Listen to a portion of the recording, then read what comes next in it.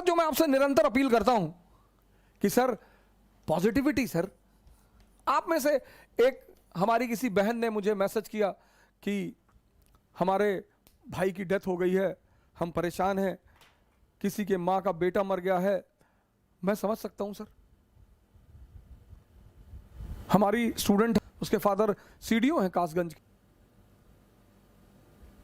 10 दिन या 4-5 दिन पहले की बात है। मैंने इस 4-5 दिन फोन नहीं किया, फिर उसी का फोन आया। मैंने कहा मैं क्या करता।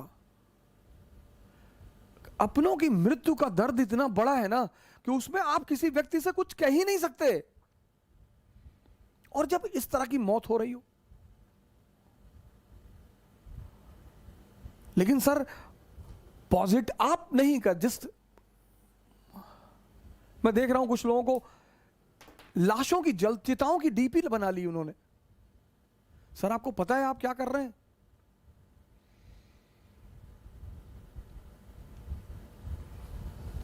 सर आपको पता है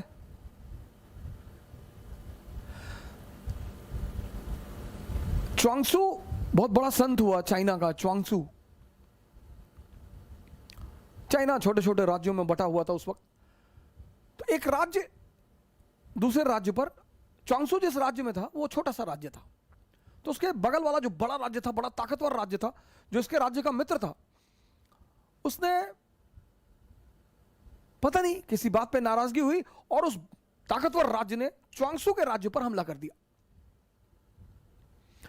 अब राजा को तो पता था कि यार हम तो गए, छोटा सा राज्य। अब 1856 में झांसी रानी लक्ष्मीबाई कि हम क्यों इतना महिमा मंडन करते हैं, छोटा सा बिंदी भर का राज्य, बिंदी भर का, जिन अंग्रेजों की सत्ता पूरे भारत में स्थापित हो चुकी है, वो उनसे लड़ रही हैं। क्या हिम्मत रही होगी,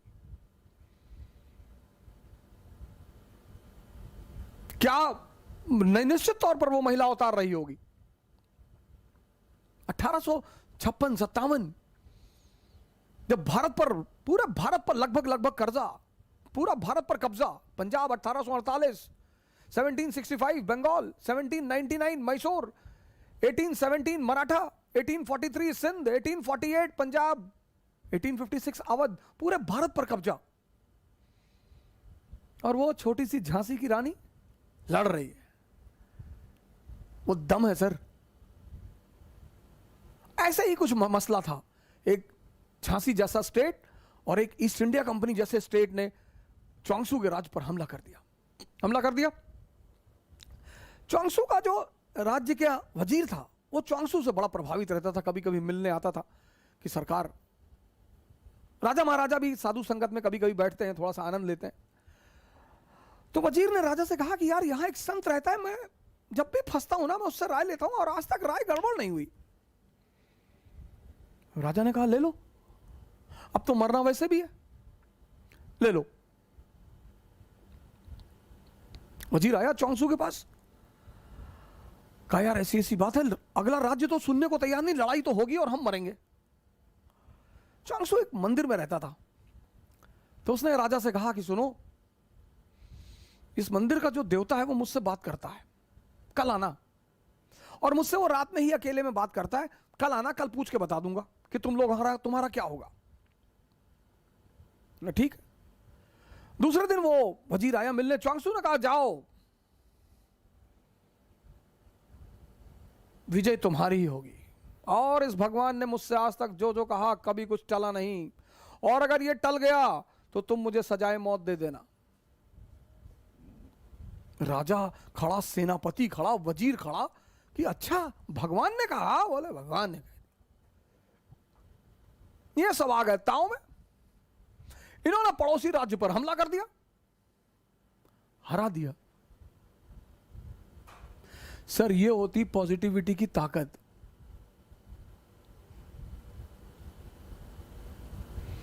मैं आपसे किसी का समर्थन करने को नहीं कर रहा हूं, नहीं, किसी का भी। आप एकदम जिस दल का चाहे विरोध करें, जिस नेता का चाहे विरोध, आपका हक है सर। और अगर आप मेरे कहने पर किसी का विरोध नहीं कर रहे हैं तो आप पागल हैं। आपको विरोध करना है आप करिए, एकदम करिए। लेकिन इस देश में लोग विरोध पर्दे में बैठकर करते हैं। साइकिल सत्याग्रह में बुलाया था, 9 लोग आए थे, आए तो 17 लोग 18 लोग थे, बाकी लोग भाग गए 20 किलोमीटर के बाद। 700 किलोमीटर साइकिल चलाने में हालत खराब हो गई थी सर सबकी। कोरोना का पीक चल रहा था। मेरी भी 3 बच्चे हैं सर।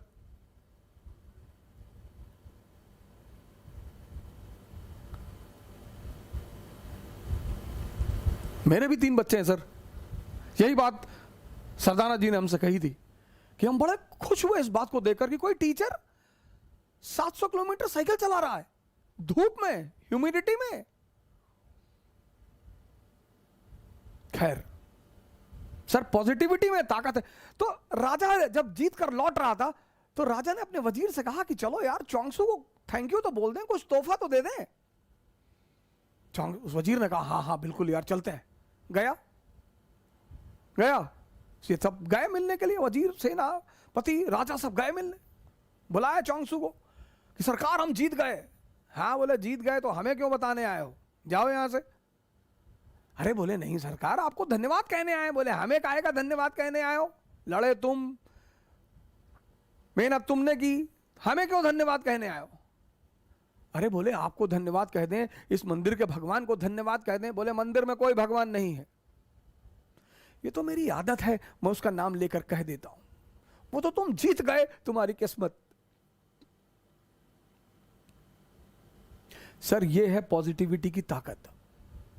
कौन मरेगा कौन जिएगा ये किसी को नहीं पता सर।